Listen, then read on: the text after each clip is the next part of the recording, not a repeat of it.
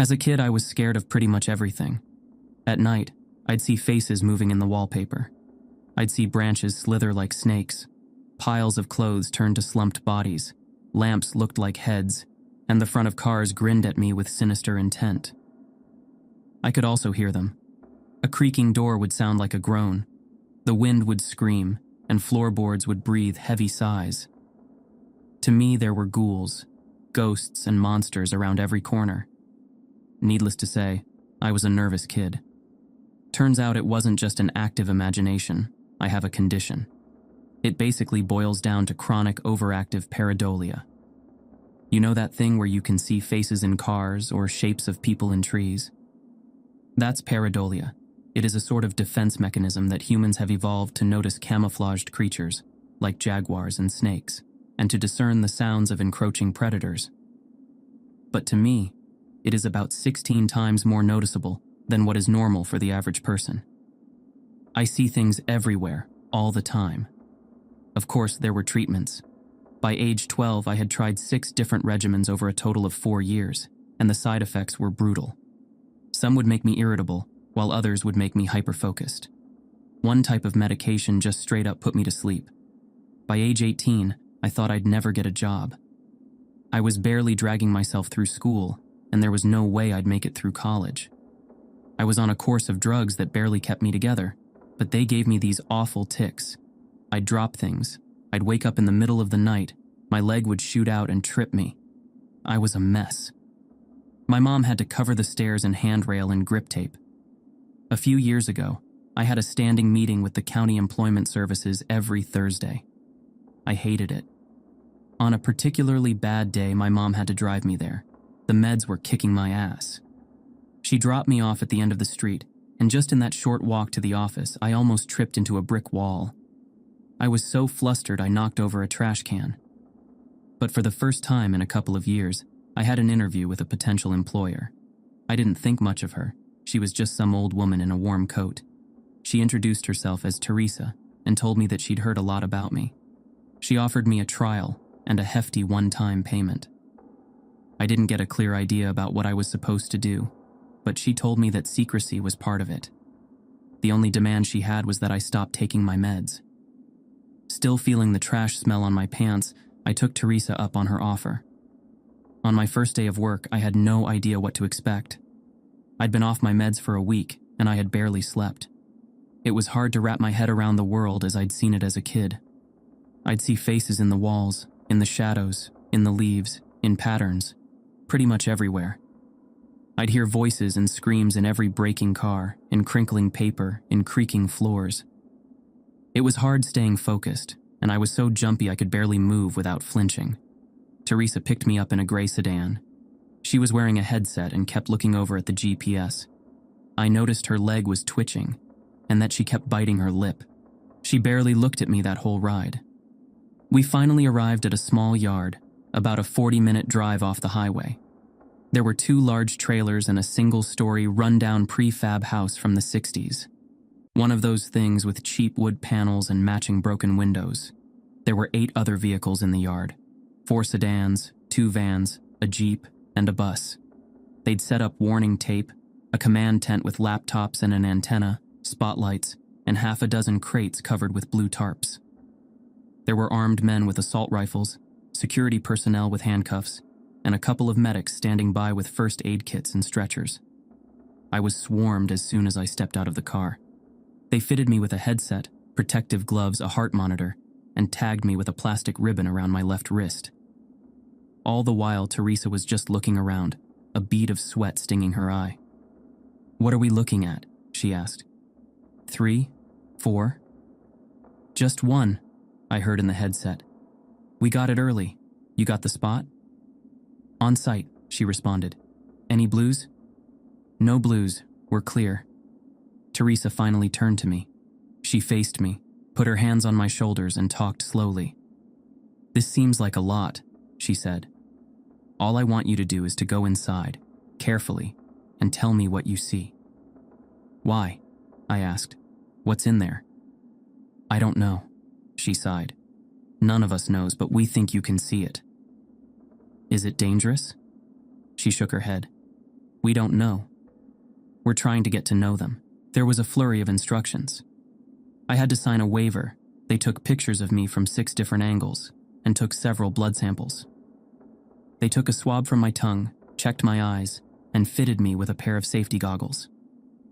Teresa took them from me just seconds later.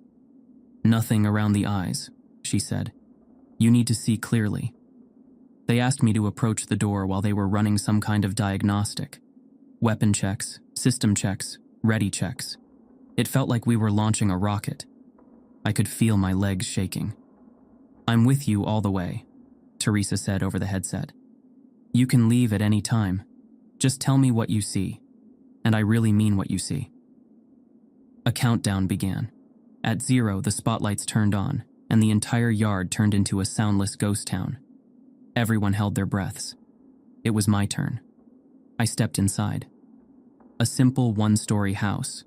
3 rooms, a bathroom, a kitchen. Someone had clearly lived there until recently. There were still clothes flung over a chair in the living room. The power was off, but the pale spotlights coming in through the windows made it feel like I was walking through a hospital waiting room. My heart was pounding out of my chest. I didn't know what to expect, but this payday could be the boost I needed to get my own place. A paycheck with 4 zeros for a single day of work. But standing there, looking into the sterile living room, I was having doubts. "What do you see?" asked Teresa. "Notice anything?" "No, just furniture. A couch, an old TV, a fancy carpet. Nothing out of the ordinary." I just walked around, saying out loud what I was seeing. As the minutes passed, Teresa was getting impatient. "These are just things," she said. "I need you to tell me what you really see."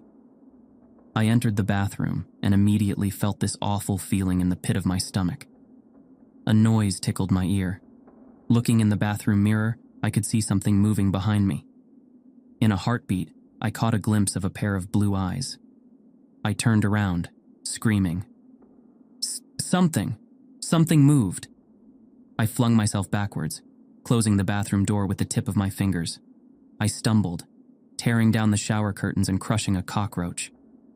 Laying there with my feet in the air, I tried to remember to breathe.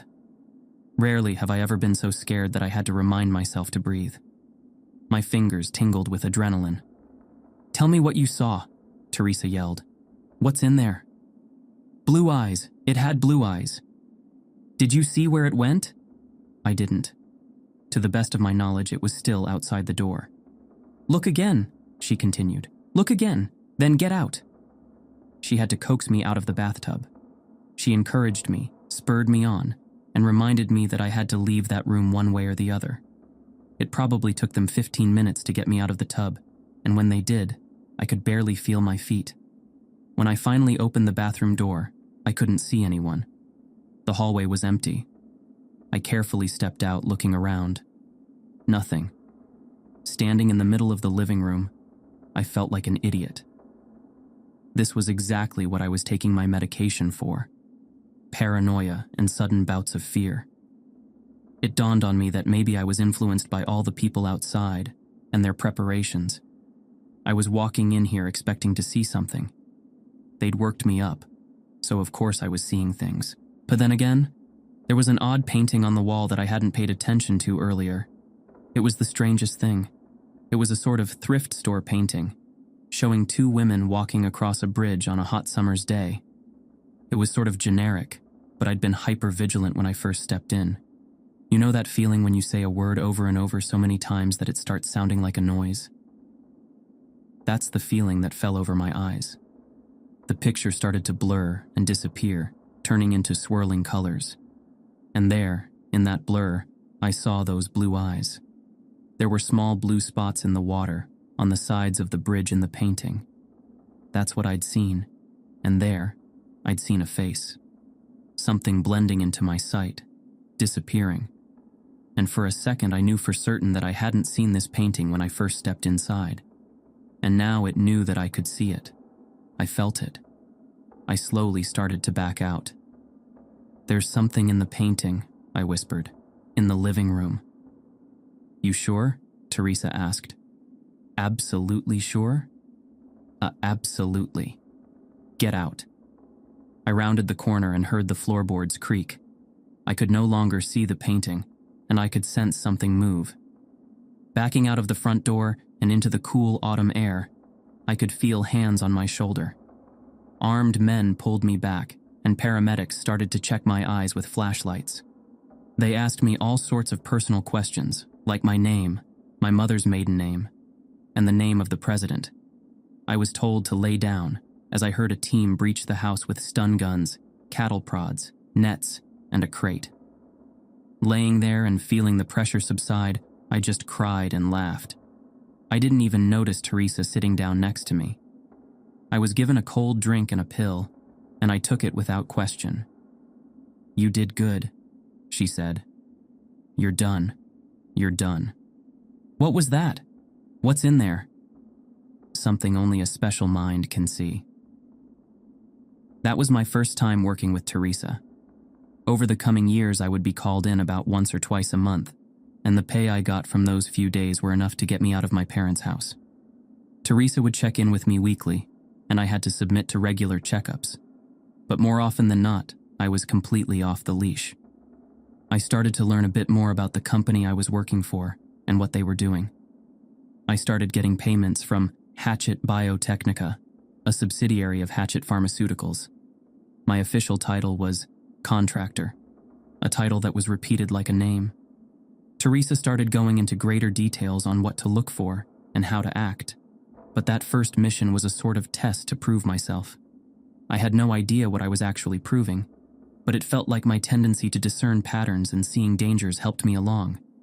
I learned a bit more about their procedures. For example, they were adamant about checking for blues. This meant surveying the nearby area to look for some kind of infection, usually taking the form of miscolored flowers. Most often blue, but not always. Sometimes tulips, most often sunflowers. Once they just found a bunch of teeth sticking out of the wall. Whenever they checked for blues, this is what they would look for. Something overtly strange and unnatural. When something like this was found, the whole mission would be called off, and they would use controlled explosives to just take out the entire area. In more populated areas, they'd set up tents and use flamethrowers. I remember once, the week before Christmas, when 6 men with flamethrowers were called in to burn down a greenhouse. I'll never forget the way the flames reflected off their visors. To them, it all just looked like flames. But I saw something else. I saw bodies wreathing in the flames. I heard screams in the shattered glass, and in the charred remains of melted plastic, I'd see pained faces glaring at me with hateful black eyes. Up until a few months ago, I had worked a total of 33 cases over 2.5 years. Every case, I'd step into a location and look for 1 to 3 things hiding in plain sight. Up until that point, I still had no idea what they actually were. Sometimes I'd catch a glimpse of something running past me, or see a pair of blue eyes looking at me from across the room. Every time I just reported it and left. A chair, a fridge, a suspicious window. Hell, once it was a music box. This time we were just coming up to a house. It was a rainy autumn evening, and the area was already set up when we got there. I saw a for sale sign knocked over by one of the Jeeps who'd taken a wide turn. I got suited up. Blood samples, plastic wrap, all that jazz. It was set up to be just another job. Although I was still nervous, I was getting better. "No blues?" asked Teresa. "None," said one of the armed men. "We're looking at a single tango." "You sure?" Teresa squinted. "First report said 6. Secondary reading says 1. We might have runners." "Notify the Galapagos," she sighed. "Put him on the hunt." She turned to me with a smile, tapping me on the shoulder. "In and out, you got this." "I got this," I repeated. "Yeah." Standard routine. Countdown. Spotlights. Game on. It felt like stepping onto a stage. As I walked through the door and saw my shadow stretch out across the floor, I felt like a hunter. That I was the one to fear, and that whatever stayed in this house tried to hide for good reason. "The floor is crooked," I noted. "Strange place." "You sure?" "Yeah," I nodded. "Definitely." I steadied myself and started checking the rooms one by one. I waited for that feeling to emerge. my eyes seeing through the obvious and seeing the picture beneath the picture.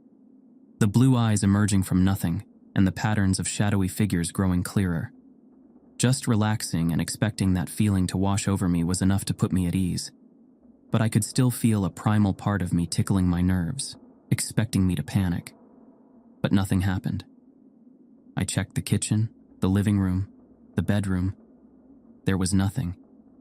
Just a strangely crooked floor, empty rooms, and the echo of my own footsteps.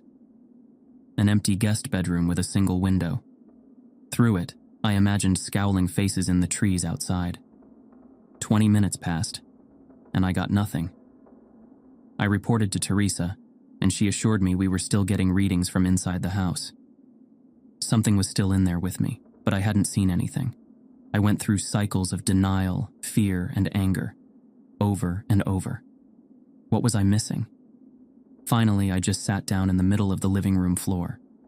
I scratched my eyes, sighed, and tried to relax. Teresa, I'm not feeling it. Are you sure? There was no response. Teresa? Yeah, she responded, absent-mindedly. Yeah, no, we're good. Hold on for a minute. We're good? I asked. What do you mean we're good? Again, no response. I stomped around for another 10 minutes before I went up to a window facing the front yard. It was hard to see through the glare of the spotlight. Teresa, I'm coming out. The place is empty. As soon as I opened the front door, I saw 24 faces fixed on me. Maybe they were surprised to see me, but I got the sense that there was something else. I could tell something was off. They all looked at me with strange expressions, some neutral, some smiling ear to ear. One of the paramedics just stared at me with slack-jawed terror. It was as if they didn't know what to feel or how to express it. A hole sunk through my stomach.